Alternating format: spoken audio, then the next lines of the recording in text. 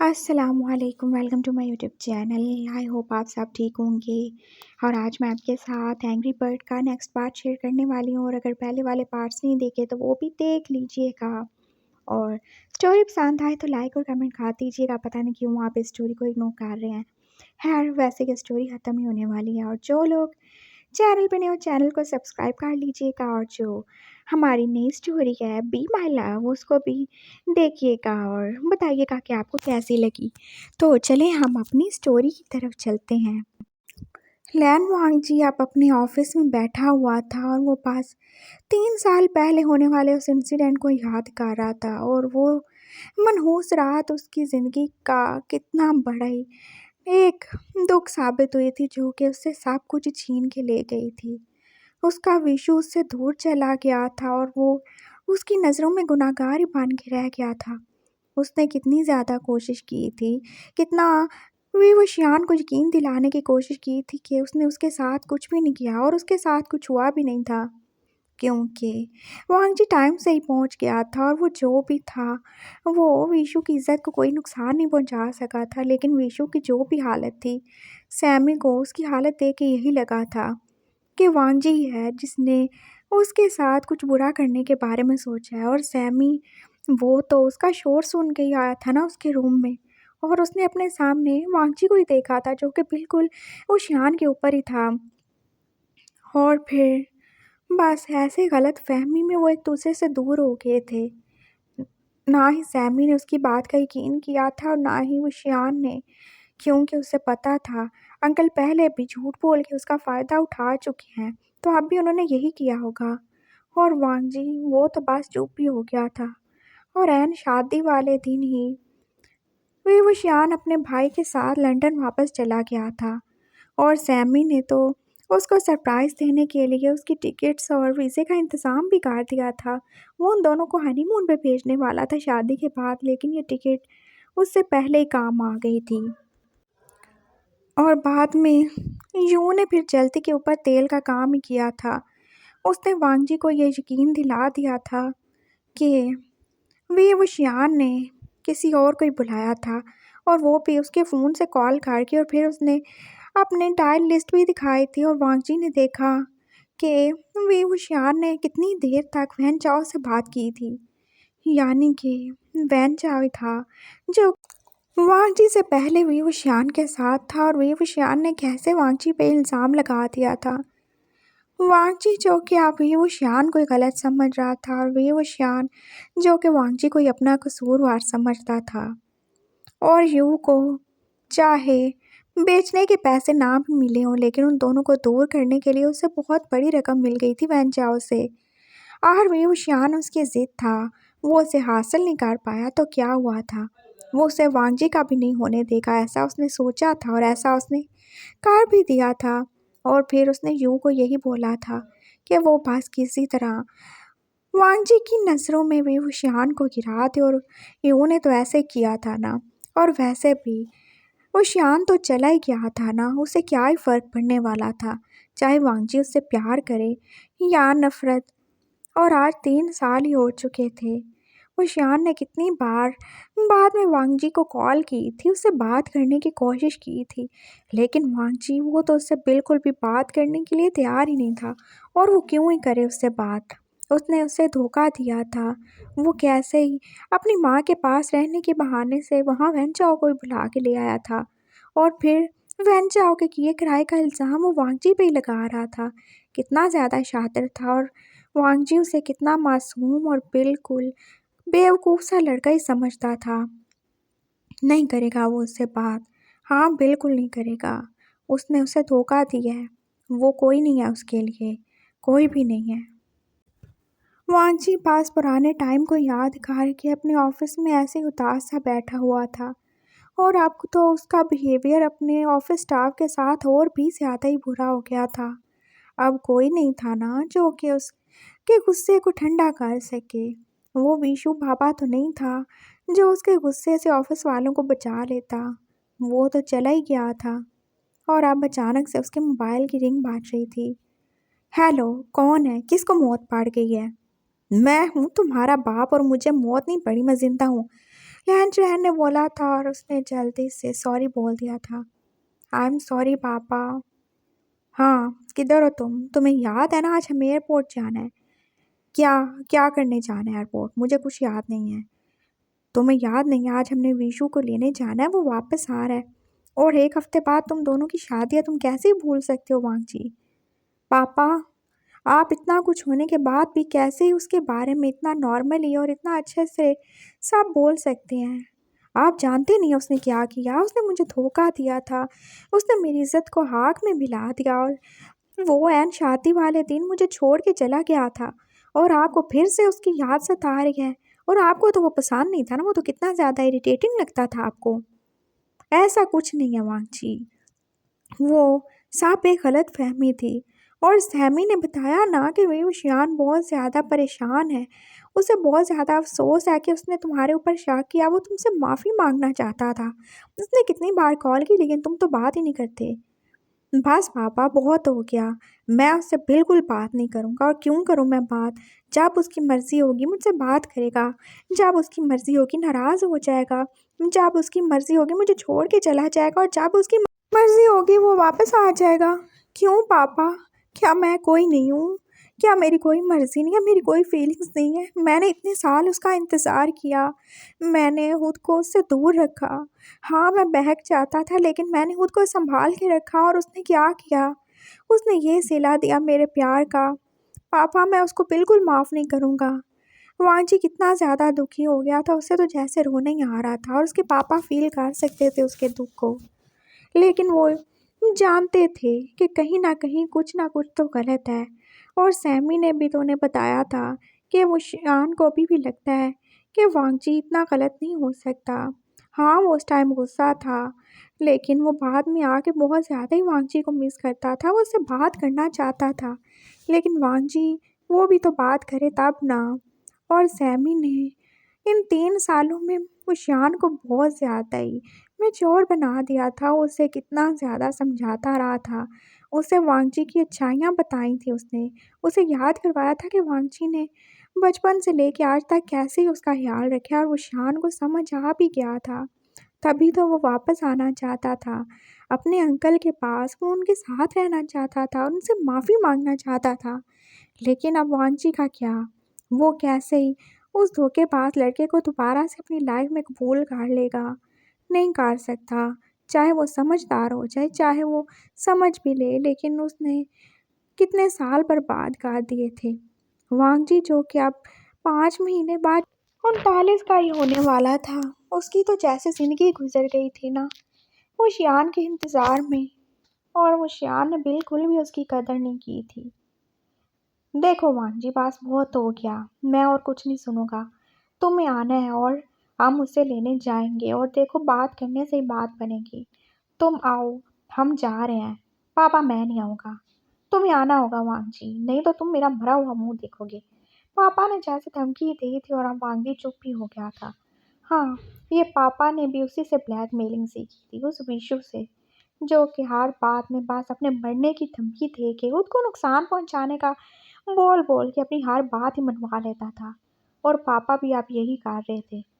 और अब वांगजी को जाना ही था उस धोखेबाज विशु को लेने के लिए एयरपोर्ट। वो ऑफिस से जल्दी घर आ चुका था और उसके पापा, भाभी और भैया वो तो जैसे सब भी रेडी थे, जैसे वो भी शान की बारात ही लेके जा रहे हों। और वो सब गाड़ी में बैठ के अब जा ही चुके थे एयरपोर्ट। और थोड़ी देर बाद विशु वो दूर से ही उन्हें आता हुआ दिखाई दे रहा था और वो कितना ज़्यादा चेंज हो चुका था, वो कितना सीरियस सा लग रहा था, वो पहले से हेल्दी भी हो गया था। और उसे दूर से आते देख के तो वांगजी का दिल जैसे फिर से ही उछलने लगा था, जैसे वो इतने सालों का सोया हुआ दिल एकदम से जाग ही गया था। और न जाने क्यों उसके अंदर बहुत ज़्यादा खुशी जैसे भरना ही शुरू हो गई थी। उसका दिल उसे बार बार कह रहा था दौड़ के बस विशु को जाके गले से लगा ले और उससे पूछे क्या उसे एक बार भी वाणजी की याद नहीं आई, जो उसकी याद में 3 साल से तड़प ही रहा था। लेकिन उसका दिमाग उसे यही बोल रहा था, ये वही धोखेबाज है जिसने तुम्हें धोखा दिया है, जो तुम्हें छोड़ के चला गया, तुम्हारे प्यार की कदर नहीं की। बस ऐसे ही रहो, ऐसे ही रहो, कोई ज़रूरत नहीं है इसके साथ मिलने जुलने की। वो बस खुद को पत्थर का किए चुपचाप सा खड़ा था और उसने इधर उधर ही देखना शुरू कर दिया था। लेकिन आंखों का क्या जो बार बार भटक के उसके चेहरे पे ही जाती थी और दिल जो कि उसी की जानब खींचा जा रहा था। वो शान जो कि अब चलता चलता उनके करीब ही आ चुका था और वो कितना ज़्यादा खुश लग रहा था। वो साहब से मिल रहा था अपने बड़े पापा से, बड़े अंकल यानी कि शीचैन भैया से और भाभी से भी। साहब उससे मिल के कितना ज़्यादा खुश थे और जैसे साहब ने तो बुला ही दिया था, उसने क्या ही किया था। और साहब अब उससे मिलकर जाने के लिए रेडी हो रहे थे। वांगजी जो कि अभी भी वहीं किसी पत्थर की मूरत की तरह चुपचाप खड़ा था और वो शान ने आगे बढ़ के जैसे उसको आगे खा लिया। कैसे हैं आप? मैंने आपको बहुत ज़्यादा मिस किया अंकल। आप मुझसे बात क्यों नहीं करते थे? बहुत बुरे हो गए हो आप, बिल्कुल किसी एंग्री बर्ड की तरह। वो उससे ऐसे ही मिल के बोल रहा था, लेकिन वांगजी ने आगे से कोई भी रिस्पॉन्स नहीं दिया। हाँ, लेकिन मुशियान जानता था वो उससे नाराज़ है और वो उसे मना भी लेगा। अंकल आप बोलते क्यों नहीं हैं? बताएं ना, ठीक है ना आप? ठीक हूँ। तुम कैसे हो? वांग जी को अब कर्टसी निभानी पड़ी थी। हाँ, मैं बहुत ज़्यादा अच्छा हूँ। जानते हैं मैंने कितना ज़्यादा एंजॉय किया था वहाँ पे और मैं आपको बहुत ज़्यादा याद करता था। बहुत ज़्यादा याद किया।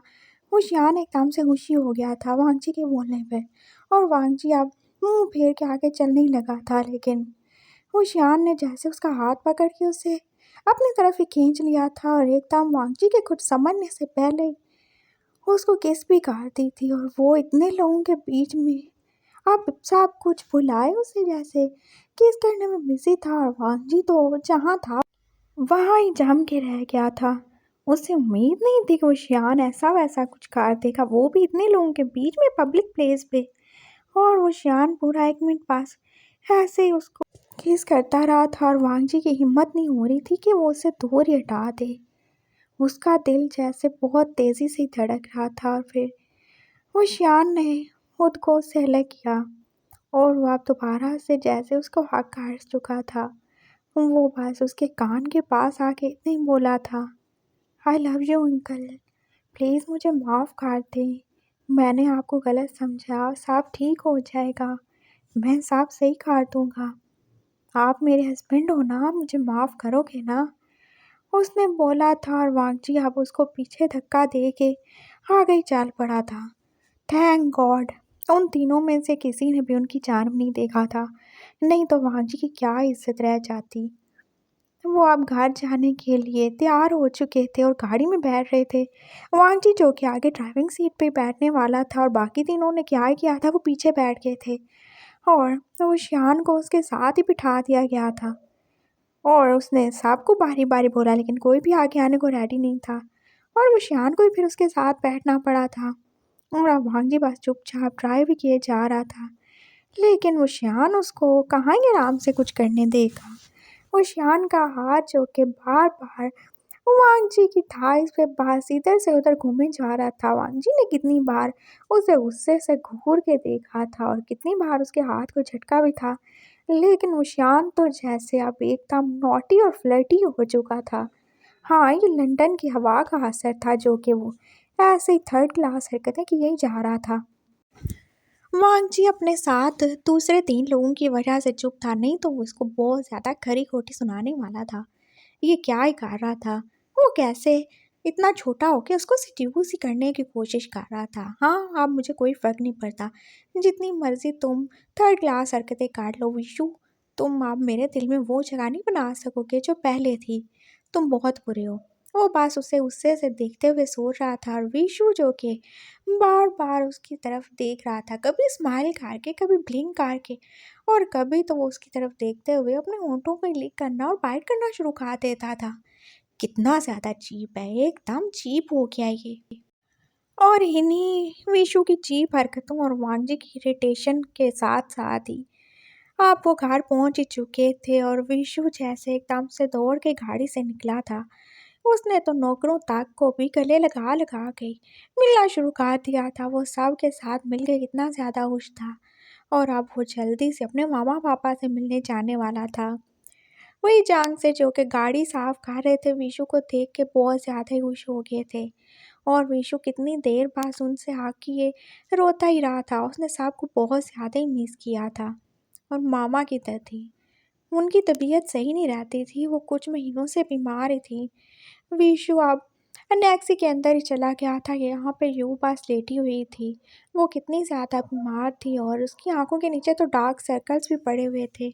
वो जाके उससे लिपट गया और यू जो कि आंखें बांध के ये पास लेटी हुई थी, वो एकदम से हड़बड़ा के उठ बैठी थी। विशु आ गया। वो उसे देख के खुश भी थी और जैसे उसके अंदर गिल्ट ने कितना ही ज़्यादा उसको तंग करना शुरू कर दिया था। वो विशु से मिल रही थी और उसकी आंखों से कितने ज़्यादा आंसू भी आ रहे थे। ये वही विशु था जिसके साथ उसने इतना बुरा किया था। एन उसकी शादी के दिन ही उसकी शादी तोड़वा दी थी और उससे यहाँ से दूर ही जाना पड़ा था। लेकिन विशु तो कितना मासूम था, वो उसे अपनी माँ समझता था और अब भी उसे अपनी माँ की तरह ही ट्रीट कर रहा था। और वो बस बैठे बैठे उसका हाल चाल ही पूछ रहा था और वो नहीं जानता था कि इस औरत की क्या ही सच्चाई है, इसने क्या ही किया था उसके साथ। अगर उस रात वांगची नहीं होता तो आज विशु अपनी इज्जत ही गंवा चुका होता उस वैन चाव के हाथों। विशु कुछ भी नहीं जानता। उसके लिए आज भी यू उसकी माँ ही है, उसकी मामा है जिसने उसे पाला है। विशु 2 घंटे तक बस उसके पास ही बैठा रहा था और फिर वो अब लैन हाउस में वापस आने वाला था, अपने उसी पुराने रूम में जहाँ पे वो रहता था। और बड़े पापा ने तो उसका रूम अच्छे से साफ करवा दिया था। उसके सारी चीज़ें उसको वहाँ पे मिलने वाली थी और वो अब वहीं रहने वाला था 1 हफ्ते के लिए, क्योंकि 1 हफ्ते बाद तो उसकी शादी थी ना। ये उसे सैमी ने बताया था कि बड़े पापा उसकी और वांग जी अंकल की शादी करने वाले हैं और वो बहुत ज़्यादा एक्साइटेड हो के आ गया था। वांग जी अंकल जिनके मुंह पे अभी तक 12 ही बजे हुए थे, लेकिन कोई बात नहीं, उसे पता था कि उनको कैसे मनाना है। उसे एंग्री बर्ड को हैप्पी बर्ड मनाने का तरीका पता है और वो वापस यही करने वाला था। जो काम कुछ साल पहले अंकल करते थे, अब वो सारे के सारे काम वो श्यान ही करने वाला था अपने प्यारे अंकल के साथ। और वो अपने रूम में आ गया था और वांगजी तो ना जाने कहाँ ही था। वो उसे बहुत ज़्यादा मिस कर रहा था और वो उसे मिल भी गया था अपनी स्टडी में, जो कि बड़े बड़े क्लासेस लगाए न जाने कौन सी मोटी मोटी किताबें पढ़ने में बिजी था। और विशु तो जाके उससे पीछे से लिपट ही गया था। क्या किताबें पढ़ रहे हो मेरे बुढ़े हस्बैंड, किताबें ही पढ़ते रहोगे, कभी मुझे भी पढ़ लो। पीछे हो जाओ, मेरे से ज़्यादा फजूल बातें करने की कोई ज़रूरत नहीं है। वांग जी ने उसे डांटा था। अरे क्यों ना करूँ फजूल बातें, मुझे तो बहुत ज़्यादा अच्छी लगती हैं फजूल बातें और इन 3 सालों में मैंने फजूल बातें और फजूल हरकतें सीखी हैं। हाँ सीखी होंगी, मैं क्या करूँ, जाओ अपने रूम में, मेरा टाइम वेस्ट नहीं करो। मुझे तुमसे कोई बात नहीं करनी विशु, चले जाओ यहाँ से। क्या है, आप इतना टाइम नाराज़ रहोगे क्या? आई एम सॉरी ना, मैंने बोला ना, मुझे गलतफ़हमी हो गई थी। मुझे आपको टाइम देना चाहिए था, आपको सुनना चाहिए था, मुझे माफ़ नहीं करोगे क्या आप? नहीं, मैं तुम्हें माफ़ नहीं कर सकता, तुम यहाँ से चले जाओ, तुम्हारा बहुत बड़ा एहसान होगा मुझ पे। अरे ऐसे कैसे चला जाऊँ? आपको देख के जो मेरे दिल में इतनी ज़्यादा आग लगी हुई है उसे तो बुझा लो। क्या थर्ड क्लास और चीप किस्म की बातें कर रहे हो तुम?